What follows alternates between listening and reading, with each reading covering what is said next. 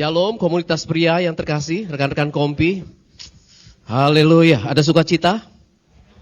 Haleluya, gimana liburan tahun barunya? Luar biasa apa biasa di luar?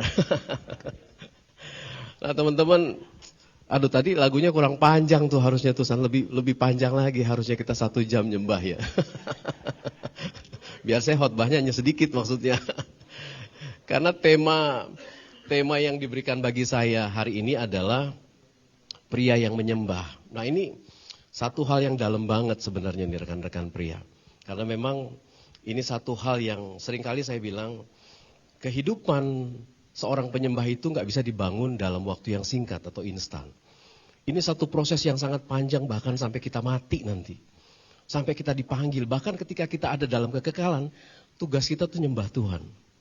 Jadi kalau ada rekan-rekan pria yang gak suka nyembah Tuhan dari sekarang, saya khawatir nanti gak betah di sorga. Karena tugas kita cuma di sana. Gak ada lagi firman Tuhan. Gak ada lagi hal-hal yang lain. Tugas kita cuma menyembah Tuhan.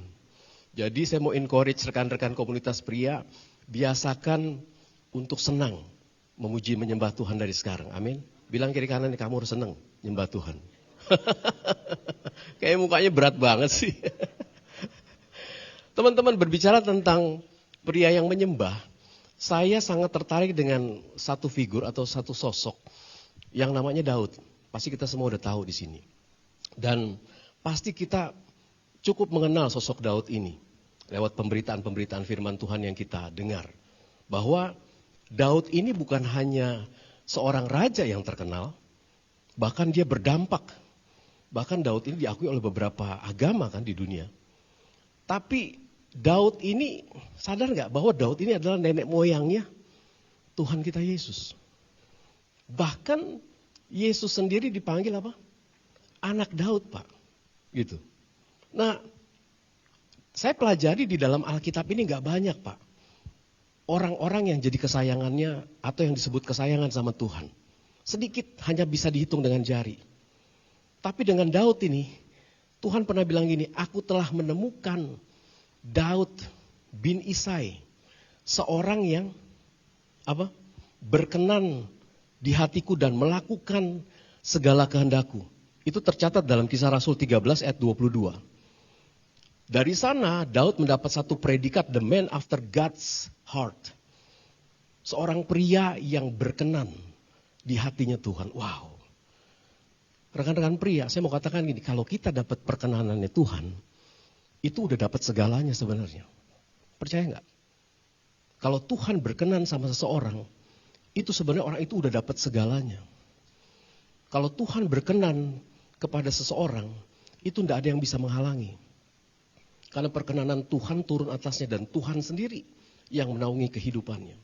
Dan saya sudah melihat di dalam kehidupan saya bagaimana orang-orang yang mendapat perkenanan Tuhan, itu tidak bisa, Pak. Walaupun kita berkata jelek tentang orang itu, kalau dia sudah mendapat perkenanan dari Tuhan, tidak bisa ada yang menjegal. Gitu. Nah saudara,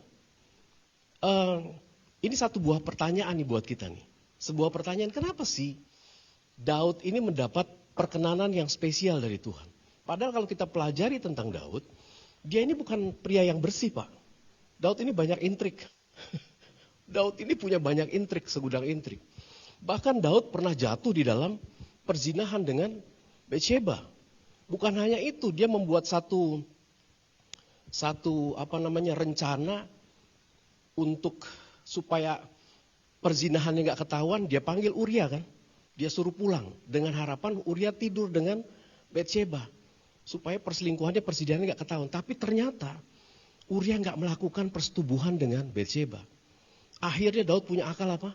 Dikirimlah Uria ke medan pertempuran, disuruh perang yang paling depan, Pak. Akhirnya Uria mati. Di sini Daud sebenarnya punya kesalahan yang sangat fatal. Bahkan kesalahan Daud ini, Pak, kalau dibawa ke mahkamah pengadilan itu layak dihukum mati. Daud ini bukan orang yang bersih, Pak. Tapi saya pelajari Daud ini satu pribadi yang unik. Yang mendapat perkenanan sampai dia dapat predikat the man after God's heart. Orang yang berkenan di hatinya Tuhan. Dan gak banyak, Pak. tokoh-tokoh di dalam Alkitab yang Tuhan ngomong kayak gitu. Tidak banyak. Teman-teman bisa pelajari, hanya bisa dihitung dengan jari. Gitu. Nah, saya meneliti dengan dengan benar-benar nih, kenapa sih sampai seorang Daud ini, sebenarnya saya pernah spill di beberapa sharing yang saya sampaikan kepada Bapak Ibu di ibadah umum. Bahwa Daud ini orang yang unik memang. Gitu. Nah, berbicara tentang pria yang menyembah, saya mendapat gambaran dari sosok Daud ini. Karena memang dia dapat predikat itu dari Tuhan. Lepas dari apa yang pernah dilakukan. Kejahatan yang pernah, kesalahan yang pernah dilakukan. Dan prinsip utama yang saya catat sebagai pria yang harus kita mengerti. Supaya kita layak disebut pria yang menyembah. Pertama kita harus mengerti prinsip gini. Bahwa Tuhan gak cari penyembahannya, Pak. Model penyembahannya tuh Tuhan gak cari. Gitu. Tuhan gak ngelihat kita main di court mana, enggak. Tuhan gak ngelihat ketika kita menyembah mungkin kita ngangkat tangan, guling-gulingan atau kita sujud, enggak. Tuhan gak cari penyembahannya. Tapi Yohanes 4 Tuhan bilang gini, saatnya akan tiba, bahkan sudah tiba sekarang, bahwa penyembah-penyembah benar akan menyembah Bapa di dalam roh dan kebenaran. Jadi Tuhan gak cari penyembahannya, Pak, bentuk penyembahannya. Kalau berbicara tentang penyembahan, saya pelajari orang-orang di luar Yesus, itu banyak yang gila-gila nyembah Tuhan, Pak. Saudara pernah lihat orang Buddha Tibetan, yang kalau dia jalan itu berapa langkah, terus dia ngelosor gitu, ngeglosor, bangun lagi, jalan 3 langkah, dia ngeglosor lagi. Dan itu puluhan kilometer dia lakukan itu, Pak. Gitu. Itu bisa berbulan-bulan dia lakukan itu. Kalau kita enak nyantai di sini. Bahkan ketika memuji Tuhan, nyembah Tuhan, ada yang merem juga, ada yang tidur-tidur gitu. Jadi bicara penyembah, itu gak pernah berbicara tentang gayanya. Gak berbicara tentang penyembahannya. Tapi yang Tuhan selalu kritisi penyembahnya. Gitu. Makanya saya sering katakan kepada tim Praise and Worship di sini, gini loh, kita nggak bisa tertipu lagi dengan penyembahan-penyembahan yang bagus di sini. Gitu. Penyembahan-penyembahan yang luar biasa di sini, Pak, belum tentu dilakukan oleh penyembah yang benar. Cek aja coba kehidupannya di rumah. Tapi saya percaya gini, penyembah-penyembah yang benar sudah pasti melakukan hal-hal yang luar biasa. Jadi jangan tertipu, saudara. Penyembahan-penyembahan yang luar biasa yang kita lihat di sini belum tentu dilakukan oleh penyembah yang benar. Gitu. Tapi penyembah yang benar sudah pasti melakukan penyembahan-penyembahan yang luar biasa. Nah, saudara, secara sederhana gini, dari pribadi Daud ini, minimal saya mendapatkan 5 poin nih. Ada 5 sikap yang paling tidak kita pria-pria harus perhatikan. Dan saya menemukan gini. Pertama saya menemukan bahwa pria yang menyembah itu, Pak, pertama harus punya kehidupan yang intim dengan Tuhan. Dalam doa, pujian, dan penyembahan. Dalam Mazmur 5 ayat 4, kalau ada ayatnya boleh ditampilkan. Daud bilang gini, Tuhan, pada waktu pagi engkau mendengar seruanku. Pada waktu pagi aku mengatur persembahan bagimu dan aku menunggu-nunggu. Saudara, ini kondisi Daud. Mazmur itu adalah karyanya Daud itu. Jadi kalau kita mau baca, mau tahu siapa Daud, baca aja Mazmur. Kita bisa melihat pribadi seperti apa Daud. Dan di sini kita melihat Daud bilang ini, Tuhan pada waktu pagi engkau mendengar seruanku. Artinya tiap pagi ini Daud bangun, saudara. Dan dia bilang gini, pada waktu pagi aku mengatur persembahan bagimu dan aku menunggu-nunggu. Dari sini kita lihat satu kerinduan Daud yang sangat dalam sama Tuhan. Gitu. Kalau kita bicara refleksi ke diri kita sendiri ini, kita nggak tiap pagi tuh ya kayaknya bawa persembahan buat Tuhan ya. Seringkali kita tidur, begitu bangun udah sibuk dengan pekerjaan kita. Udah lupa Tuhan. Boro-boro saat teduh gitu loh. Bilang terima kasih aja, thank you God gitu. Hari ini udah bisa bangun. Teman-teman, rekan-rekan, pria yang menyembah itu, yang pertama yang saya temukan harus punya kehidupan yang intim dengan Tuhan dalam doa dan pujian penyembahan. Nah ini menjadi satu refleksi bagi kita rekan-rekan kompi nih. Kita punya hubungan yang intim gak sih dengan Tuhan? Dalam doa pujian penyembahan. Gitu. Kadang-kadang saya lihat kita masih suka berpikir yang salah. Bahwa kita berpikir doa pujian penyembahan hanya dilakukan di dalam gereja. Ketika aku di gereja aja. Gitu. Atau enggak ketika aku saat teduh aja pagi-pagi. No. Kita masih membatasi seringkali mirip nih dengan Yohanes 4 nih. Ketika perempuan Samaria itu tanya bilang gini, Tuhan buat kami menyembah itu harus di Gunung Ebal Tuhan. Harus di Gunung Gerizim. Gitu. Tapi orang Yahudi menyembah Tuhan di Yerusalem. Yang mana yang benar nih? Kata wanita Samaria itu. Nah Yesus itu membuat satu revolusi yang menurut saya gila banget ya. Yesus bilang gini, nggak ada lagi Yerusalem. Nggak ada lagi Gunung Gerizim. Dalam roh dan kebenaran. Nah sebenarnya Yesus lagi mau ngajarin gini. Doa pujian penyembahan kita itu nggak boleh dibatasi dengan waktu, tempat, keadaan Pak. Nggak cuma ada di gereja. Berapa banyak pria-pria yang saya temukan doanya cuma ketika ada di gereja. Gitu. Udah doa merem gak bangun-bangun kadang-kadang Pak. Sampai doa berkat baru dia melek gitu. Itu luar biasa tuh. Berapa banyak kita masih temukan pria-pria yang berpikir bahwa saat teduh memuji menyembah Tuhan itu hanya sebatas bangunan gereja. Kita kadang-kadang gak sadar bahwa tubuh kita ini bait Allah.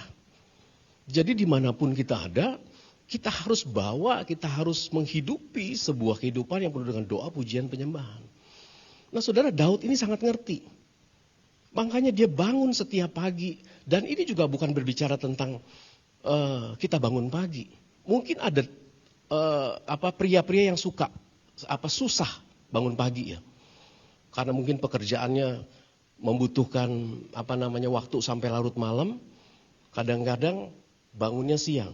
Satu teman saya yang kerja di Honda, dia kalau dapat shift malam, masuknya mulai jam 12 malam Pak. Pulangnya jam 5 pagi. Makanya kehidupannya terbalik. Nah, sebenarnya ini bukan bicara tentang saat teduh harus pagi. Enggak, gitu loh. Daud sebenarnya sedang mengingatkan kepada kita bahwa kita harus punya kerinduan nih. Bahwa persembahan mendekatkan hati kita kepada Tuhan. Kita harus punya kehidupan yang intim dengan Tuhan dalam doa, pujian, dan penyembahan. Jujur kalau kita berbicara tentang pria nih, sedikit sekali pria-pria, bapak-bapak yang masih melakukan hal ini. Gitu. Begitu bangun tidur, mungkin yang dicari kopi dulu Pak. Atau yang dicari HP. Nah sekarang ya mungkin Alkitabnya ada di HP Pak ya. Gitu. Tapi seringkali terdistrak mau buka Alkitab, WA masuk, tutut buka WA. Akhirnya Alkitabnya nggak dibuka-buka. Sampai udah waktunya masuk kantor, terburu-buru akhirnya berangkat kantor. Hal-hal seperti itu yang seringkali terjadi kepada para pria nih. Jadi pujian penyembahan itu nggak berbicara tentang tempat Pak. Yesus membuat satu revolusi yang baru tuh. Oh Yesus bilang nggak ada lagi Yerusalem. Karena memang saat itu orang Yahudi itu, orang Israel itu nyembah harus ke Yerusalem Pak. Setahun sekali mereka datang ke sana. Gitu. Dan bagi orang-orang Samaria, mereka percaya dua gunung tuh, satu gunung berkat, satu gunung kutuk. Saya pernah naik ke gunung itu Pak. Saya pernah naik ke Gerizim, saya pernah naik ke Ebal. Dan saya mencoba merasakan apa yang dialami oleh orang-orang Samaria itu. Dan mereka percaya kalau mereka menyembah harus naik ke gunung Gerizim. Yesus bilang nggak ada lagi gunung Gerizim, nggak ada lagi Yerusalem. Kamu harus menyembah di dalam roh dan kebenaran. Nah penyembah-penyembah ini ternyata, penyembah-penyembah seperti ini nih yang Bapak sukai nih. Gitu loh. Yang Bapak cari nih penyembah-penyembah seperti ini.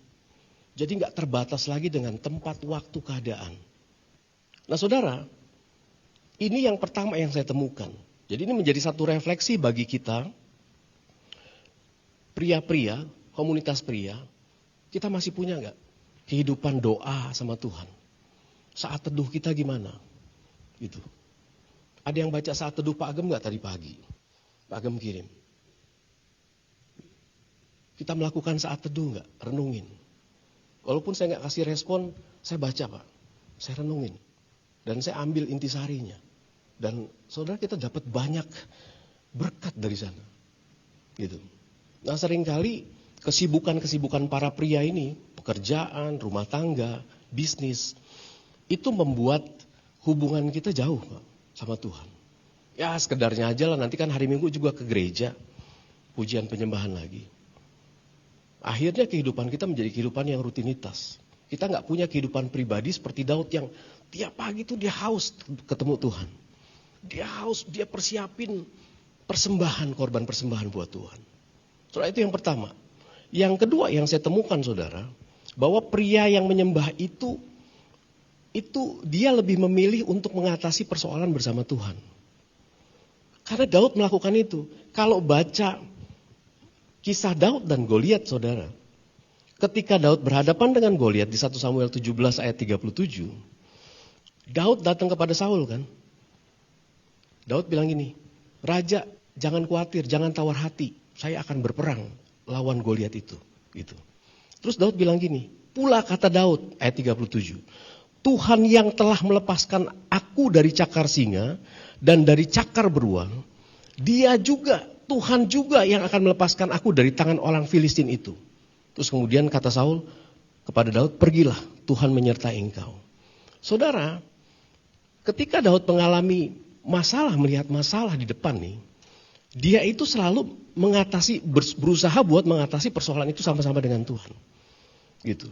Ada Goliat di depan, dia ingat gimana Tuhan menolong dia ketika dia diserang oleh beruang, oleh singa.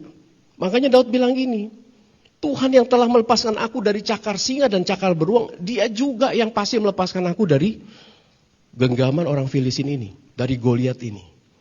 Saudara, saya menemukan ini salah satu sikap Daud, makanya Tuhan kasih predikat dia, the man after God's heart.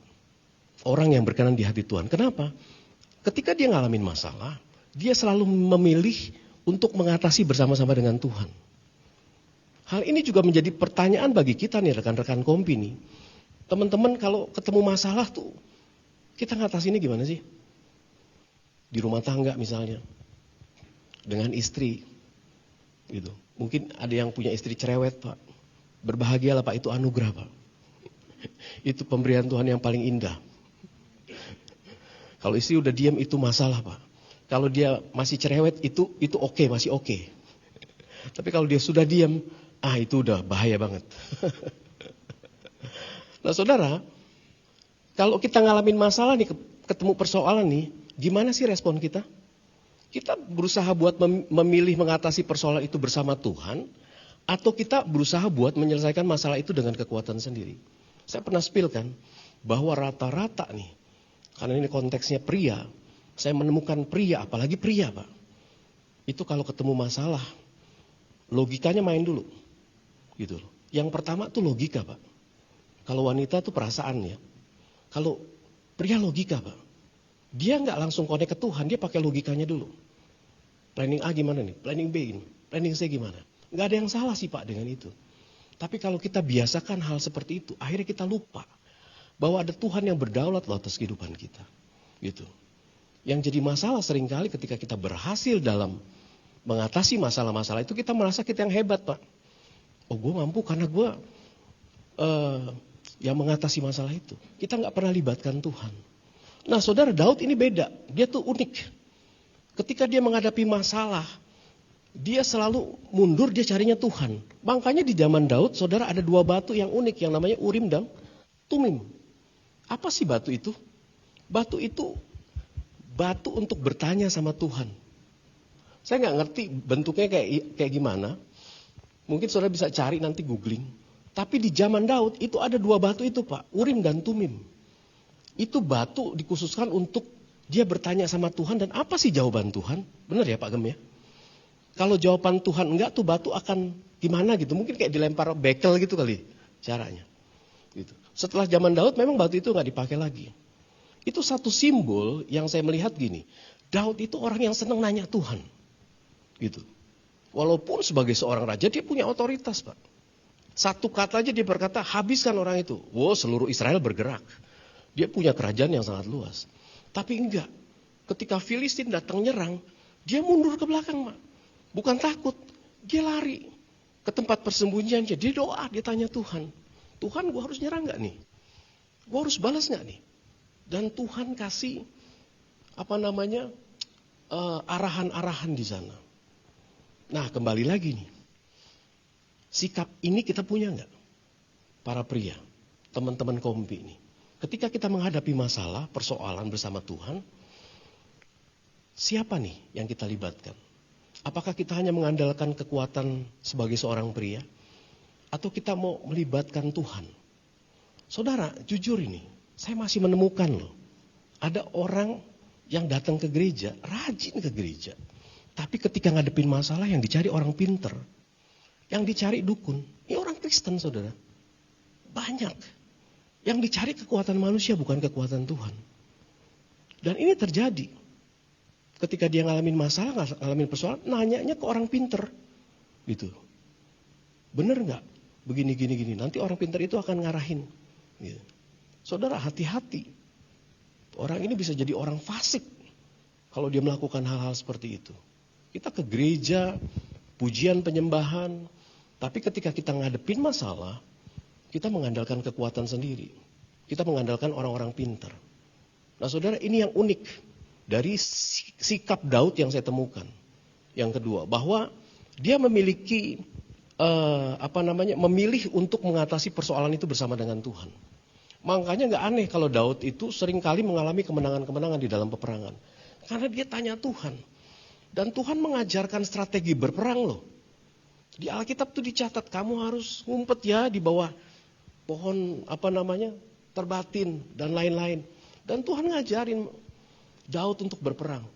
Bahkan di dalam Mazmur, Daud berkata, dia yang melatih aku berperang. Gitu. Saudara, libatkan Tuhan. Ini yang menjadikan kita di mata Tuhan seorang penyembah. Gitu. Yang ketiga, saudara, yang saya temukan gini. Pria yang menyembah itu berusaha menghadapi setiap hal dengan sudut pandang yang benar, Pak. Saudara, ketika Daud diguncang, mendapat guncangan dalam keluarganya, di mana anaknya Absalom, itu mengancam kehidupan Daud, bahkan dia mau mengambil tahtanya, bahkan Daud dikejar-kejar untuk dibunuh. Kalau saudara baca, itu ada seorang ketika Daud lari ke padang gurun, ada seorang yang namanya Simei. Dan Simei itu ngutukin Daud, saudara. Dia berkata, wah nyala kamu pembuat kejahatan, tangan kamu udah berlumuran darah. Gara-gara kamu nih si Saul jatuh nih, tahtanya. Jadi Daud itu dikutuki, saudara. Dan ada seorang yang namanya Abisai. Datengin Daud bilang gini, Raja ini siapa nih anjing mati nih, ngutukin raja nih. Kasih saya izin, saya penggal kepalanya nih orang nih. Abisai ngomong gitu loh. Izinin saya nyebrang, saya penggal nih orang kepalanya. Dia marah. Tahu gak yang Daud lakukan apa? Dia larang Abisai untuk membunuh si Simei. Gak usah, Daud bilang gitu. Daud bilang gini, mungkin Tuhan kasih pewahyuan buat dia untuk ngutukin saya. Daud bilang gitu. Udah biarinin aja. Daud bilang, gue ini lagi ngalamin kesusahan besar, lagi dikejar-kejar anak gue mau dibunuh. Sementara ada orang lain ngutukin saya, udah biarinin aja. Gitu loh. Teman-teman, kalau teman-teman lihat di sini, Daud itu berusaha menghadapi setiap hal, dia berusaha melihat dari sudut pandang yang benar. Gitu. Wah, kalau saya jadi Daud kali itu, udah bantai deh, penggal palanya. Udah gak pakai tanya lagi, gue udah susah-susah, lo ngutukin gue lagi. Gitu. Tapi Daud lain, Pak, dia unik. Ketika si Abisai berkata, saya penggal nih si Simei nih kepalanya. Jangan, buat apaan? Udah, biarin aja. Mungkin Tuhan berfirman sama dia untuk ngutukin saya, biarin aja. Gitu. Malah dia bilang gini, mungkin dari kutuknya itu, dia ngutukin saya berharap nanti Tuhan berkatin saya. Wow. Teman-teman, ini gak mudah loh. Ketika ada orang jahatin kita, gimana respon kita? Bisa gak kita seperti Daud? Biasanya, wah kita balas, Pak. Ada teman bisnis mungkin yang menyakiti hati kita atau menipu kita. Kita akan balas. Kita akan serang balik. Kalau perlu kita abisin gitu. Kita nggak kasih kesempatan. Nah, ini sebuah respon hati yang terpuji di hadapan Tuhan. Dan pria seringkali saya menemukan diperhadapkan dengan banyak masalah nih. Keluarga, pelayanan, bisnis, gitu. Saudara, sebenarnya gini loh. Masalah-masalah yang Tuhan perhadapkan sama kita, kalau bicaranya tentang konteks kita harus menghadapi setiap hal ini dengan sudut pandang yang benar, sebenarnya Tuhan lagi ngelatih pandangan rohani kita, Pak. Gitu. Masalah-masalah yang Tuhan izinkan terjadi di gereja ini, gitu. Itu Tuhan lagi mau ngelatih pandangan rohani kita. Pandangan jasmani kita ini terbatas, Pak. Saya umur 51 gini, ngelihat duit gobanan udah kurang jelas, Pak. Jarak berapa meter. Gitu. Kalau cepet agak jelas, Pak. Ngelihat orang yang jauh gitu, udah begini, siapa ya? Oh, begitu sampai berapa meter baru ngenalin. Pandangan jasmani kita ini terbatas, Pak. Kalau saya mati lampu ini, mungkin kok Albert gak bisa lihat Bro Sandi. Gak kelihatan, Pak. Terbatas. Pandangan kita ini terbatas dengan jarak. Terbatas dengan cahaya. Terbatas dengan waktu, Pak. Kita gak bisa lihat pandangan jasmani kita ini apa yang akan terjadi ke depan. Dan kita gak pernah bisa lihat ke belakang apa yang pernah terjadi. Gitu loh. Makanya Tuhan ngajarin kita percaya dengan iman bukan karena melihat. Gitu. Karena penglihatan kita terbatas. Nanti satu kali saya akan bagiin, Pak Gem, saya mohon izin ya. Tentang mata rohani yang terbuka nih. Supaya kita belajar ngelihat segala sesuatunya dengan sudut pandang yang benar nih. Kadang-kadang Tuhan izinin masalah terjadi di dalam bisnis kita, di dalam pelayanan, gesekan. Yang saya lihat ini Tuhan lagi mau bikin apa ya? Gitu loh. Jangan orangnya, saudara. Kalau ngelihat orangnya, wah kita pasti udah emosi. Ini orang kok nggak berubah-berubah ya? Gitu. Disuruh datang ke gereja, nggak pernah mau ke gereja. Gitu. Tapi nyindirin orang terus tiap hari kerjaannya. Ini orang. Jangan terfokus dengan itunya, Pak. Lihat ini Tuhan mau bikin apa? Oh ya, ternyata Tuhan mau latih kesabaran kita salah satunya. Tuhan lagi mau latih sudut pandang kita supaya kita nggak melulu ngelihat dari sudut pandang jasmani, dari pandangan jasmani. Pandangan jasmani kadang menipu, Pak. Alkitab catat kok. Ketika murid-murid ketemu dengan Yesus di Emmaus, jalan bareng loh mereka. Mereka jalan bareng dengan Yesus, tapi mereka nggak kenal. Alkitab bilang apa? Karena pandangan mereka tertutup dengan sesuatu. Gitu. Ketika Tuhan bukain mata rohaninya, wah, baru mereka lihat itu Yesus ternyata. Jadi saudara, seorang penyembah atau pria yang menyembah itu harus berusaha menghadapi setiap hal dengan sudut pandang yang benar. Gitu. Seperti Daud tadi mendapat goncangan dalam keluarga. Sementara ada orang yang ngutukin dia. Sementara ada orang yang ngompor-ngomporin dia nih. Udah Pak, saya bantai deh orang ini. Daud ngeliat, oh enggak gitu loh. Itu bukan cara yang benar. Makanya dia berkata kepada Abisai, jangan bunuh. Gitu. Mungkin dari kutukan itu baliknya jadi berkat buat saya. Wah, itu satu hal yang gak gampang, teman-teman. Satu hal yang berat. Dan ini menjadi satu sikap seorang penyembah di hadapan Tuhan. Nah, itu yang ketiga, saudara. Yang keempat, yang saya temukan gini, pria yang menyembah itu ternyata dia memilih untuk gak membalas kejahatan dengan kejahatan. Kita pria ini seringkali pakai kekuatan, Pak. Lihat yang jahat itu pengennya hajar gitu loh. Apalagi kalau lagi nonton tinju kan, matiin kalau bisa tuh lawan kita. Kita lebih memilih orang yang petinju yang kita sukai. Wah gitu loh.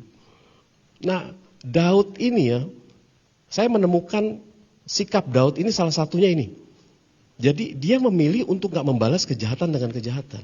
Saudara, ketika Daud berhasil dalam peperangan, ingat kan? 1 Samuel itu bilang gini, waktu Saul dan Daud itu pulang, perempuan-perempuan itu pada datang kan nyambut Saul. Nyambut Saul nih. Mereka nyanyi pakai rebana, oh dumplang gitu. Mereka teriak gini, Saul mengalahkan beribu-ribu. Nyambut Saul, tapi perempuan-perempuan itu Saul mengalahkan beribu-ribu, tapi Daud berlaksa-laksa. Dari situ Saul ngamuk, Pak. Dendam sama Daud. Gitu. Dari situ Saul itu dendam sama Daud, bahkan Alkitab catat dia berikhtiar untuk bunuh Daud, Pak. Bahkan dilempar lembing kan. Daud ngeles gitu. Nah, satu ketika Tuhan kasih kesempatan sama Daud untuk ada di atas angin. Ingat gak? Ketika Daud lagi buang air di dalam gua. Saul lagi buang air. Itu orang-orang di sekeliling Daud bilang begini. Daud, ini waktunya pembalasan. Kan ada firman Tuhan bilang, Tuhan akan mengalahkan musuh-musuhmu di bawah kakimu. Sikat, bantai. Tahu gak yang dilakukan Daud? Dia cuma potong puncak jubahnya Saul, Pak. Digunting sama dia. Buat sampel, buat contoh, buat bukti. Gitu.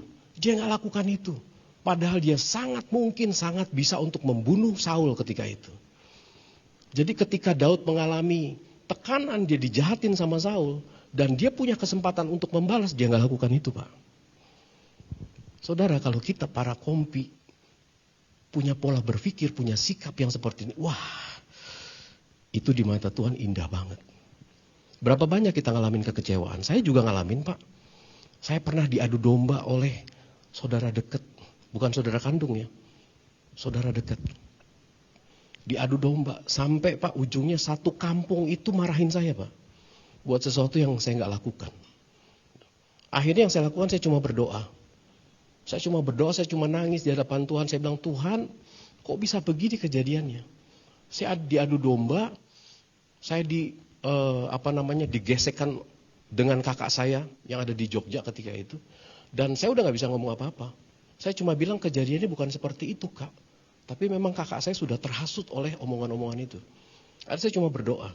Saudara, saya melihat begitu Tuhan membalikan keadaan. Begitu dahsyat. Saya gak bisa cerita di sini karena itu bicara masalah etis. Itu Tuhan balikin keadaan begitu rupa. Sampai akhirnya kakak saya yang tadinya gak percaya. Oh, ternyata. Kan aku bilang, Kak, dari dulu seperti itu. Bilang, Tuhan bukain. Saudara, ciri-ciri pria yang menyembah. Dia gak balas kejahatan dengan kejahatan. Dia selalu balas kejahatan dengan kebaikan. Gitu. Jujur, dari beberapa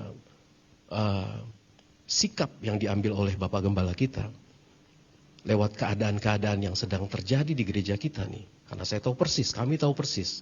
Kami ada di lingkaran satunya Pak Gem. Bagaimana Pak Gem itu berusaha buat gak ngebalas kejahatan dengan kejahatan.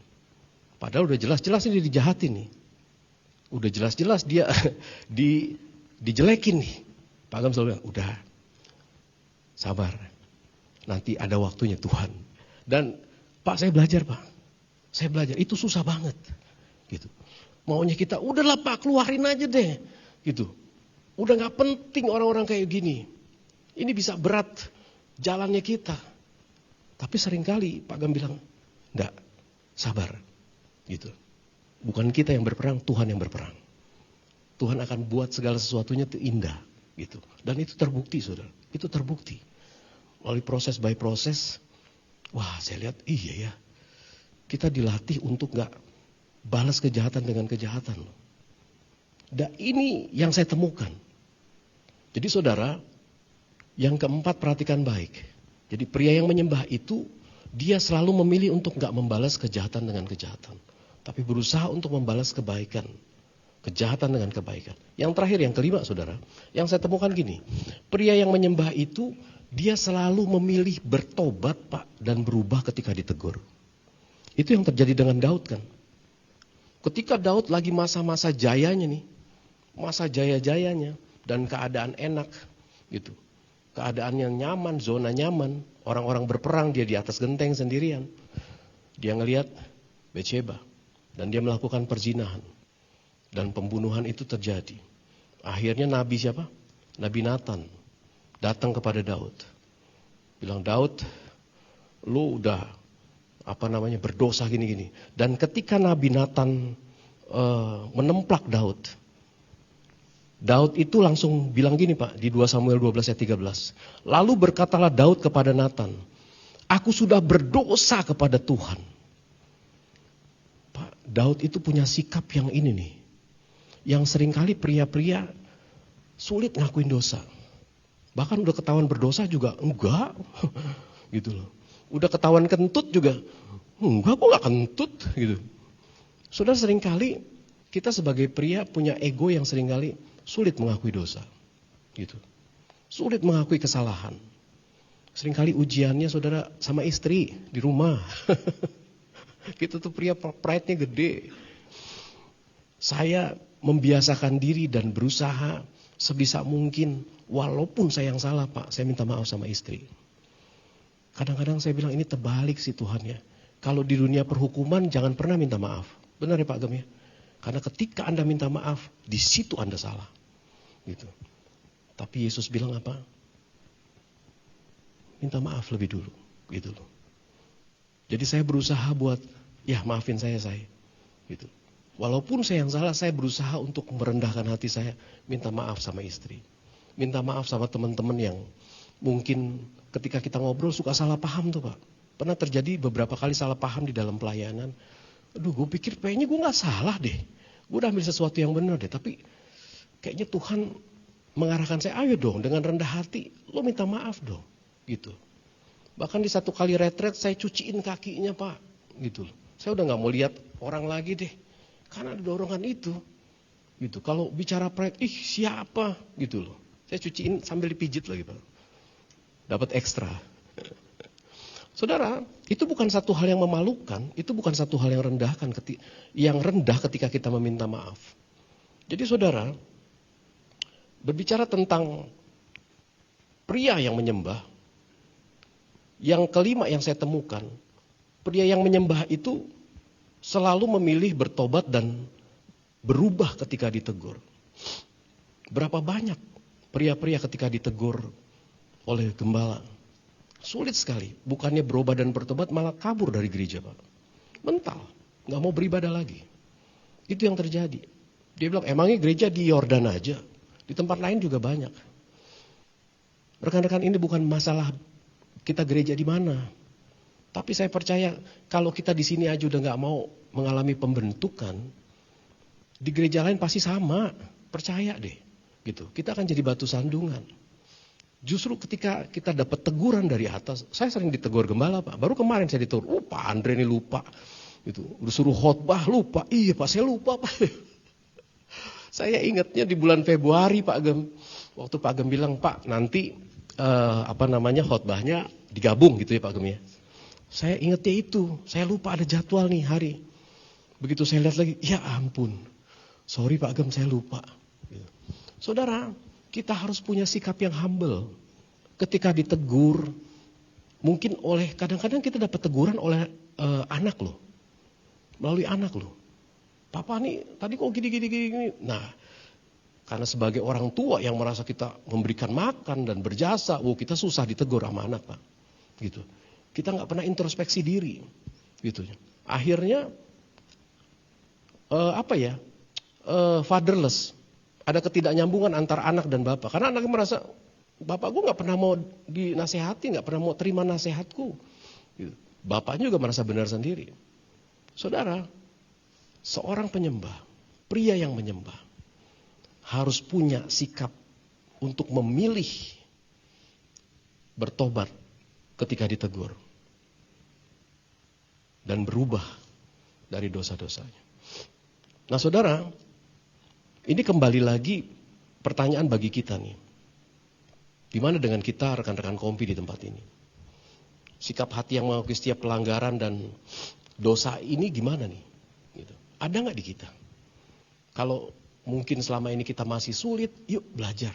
Gak enak sih. Tapi ketika kita mau belajar rendah hati, mengakui setiap dosa-dosa kita baik di hadapan Tuhan, ya terlebih di hadapan Tuhan ya. Gitu. Kadang mengakui dosa-dosa di hadapan teman-teman itu jadi masalah Pak. Dia akan cerita ke orang lain. Akhirnya akan jadi bahan ejekan aja. Tapi ketika kita mengaku dosa di hadapan Tuhan, firman Tuhan berkatakan dia Allah yang setia dan adil. Dia akan mengampuni dosa-dosa kita. Dia akan mengembalikan kita. Gitu. Dia akan memberikan kekuatan kepada kita untuk berjalan di dalam kebenaran firman Tuhan. Nah saudara, yang terakhir saya mau katakan gini. Bicara tentang Daud ini bukan orang yang spesial, bukan orang yang super, saudara. Dia orang yang biasa. Dia sama seperti kita. Kadang dia gembira, kadang dia sedih, kadang dia ngalamin kemenangan, kadang dia merasa tertekan. Kita bisa lihat dari karya sastra yang Daud buat itu di Mazmur. Karena itu adalah kehidupannya. Dia sama seperti saya dan saudara, laki ini. Tapi kenapa dia bisa jadi spesial di hadapan Tuhan? Karena dia punya 5 poin ini, Pak. Gitu. Pertama, dia bangun hubungan. Dia selalu berusaha sebisa mungkin dalam keadaan apapun. Gitu. Bangun pujian, doa pujian penyembahan dari Tuhan. Makanya dia menjadi inspirasi di dalam pujian penyembahan. Gitu. Lagu yang tadi terakhir itu, selidiki aku, itu penciptanya Daud, Pak. Mazmur 139 ayat yang terakhir. Ujilah aku apakah jalanku serong, dia bilang kan. Itu penciptanya Daud, Pak. Gitu. Jadi, wow, bagaimana kehidupan Daud itu menjadi satu sosok yang patut diteladani oleh pria-pria. Saudara, saya percaya ketika pria mengadopsi gaya berpikir atau sikap hati seperti ini, wah, gereja pasti akan ngalamin terobosan. Keluarga kita akan mengalami terobosan. Percaya deh. Gitu. Saya mau mengencourage pria nih terakhir. Yuk kita bangun keintiman dengan Tuhan. Dalam doa, pujian, penyembahan. Gitu. Jangan dibatasi waktu dan tempat. Mungkin kok Albert sambil mancing gitu. Bisa sambil nyembah, Pak. Gitu loh. Telah kulihat, tarik pancingan. Kebaikanmu.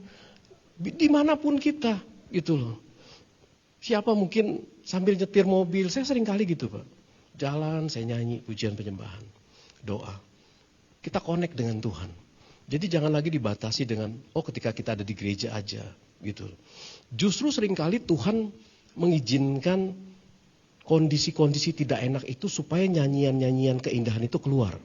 Itu kan yang terjadi dengan Daud ketika dia ngalamin tekanan, dikejar-kejar musuh, mau dibunuh. Bahkan dalam firman dalam Mazmur itu Daud bilang tali-tali maut itu udah melilit aku. Itu satu kondisi udah antara hidup dan mati, Pak. Tapi dari sana keluar Mazmur yang indah kan. Gitu. Berapa ribu lagu yang keluar dari Mazmur Daud. Dan itu satu hal yang membuat kita kuat sampai hari ini. Amin.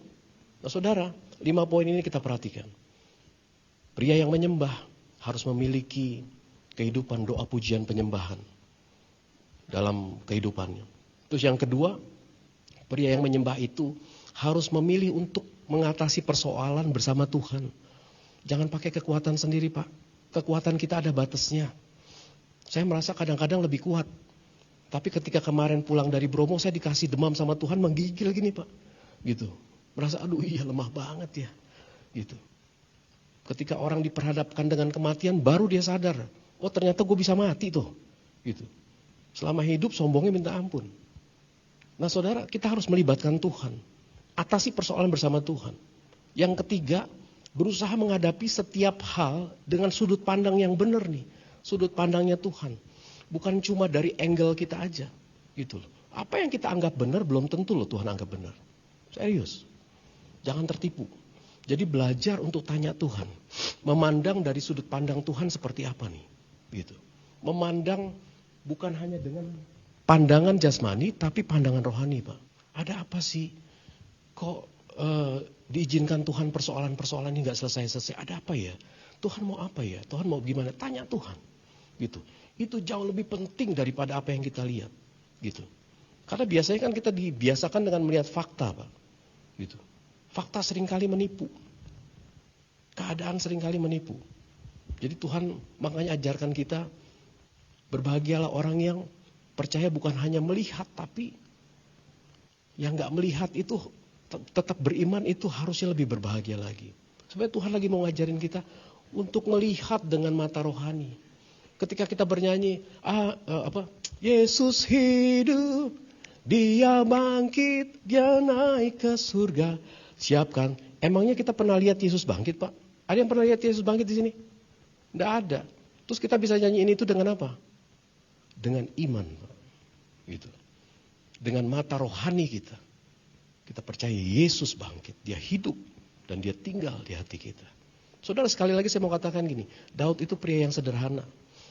Dia kadang gembira, kadang sedih, kadang marah, kadang stres, gitu loh. Itu tertuang di dalam Mazmur, karya sastra yang dia buat. Tapi kenapa Daud bisa mendapat predikat orang pria yang berkenan di hadapan Tuhan. Karena dia punya 5 poin ini, Pak. Gitu. Dia nggak meninggalkan saat teduhnya. Dia melibatkan Tuhan di dalam setiap perkara. Dia berusaha untuk melihat segala masalah dari sudut pandang yang benar. Dan Daud itu selalu punya hati yang terbuka. Polos, Pak. Kalau salah ngaku dosa. Gitu.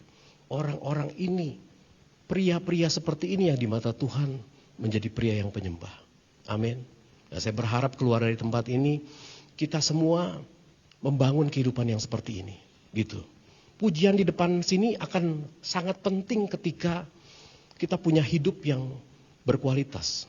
Tapi ini gak akan jadi lebih penting, Pak.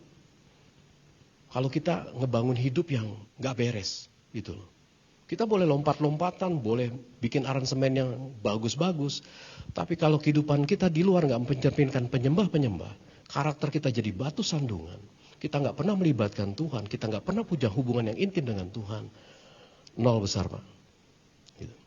Jadi saya mau katakan, mari rekan-rekan pria, kompi, 2024 ini kita bangun karakter penyembah nih. Gitu. Karena Yohanes 4 berkata, penyembah-penyembah yang benar akan menyembah Bapa dalam roh dan kebenaran. Gitu loh. Roh yang sudah diperbaharui, Pak.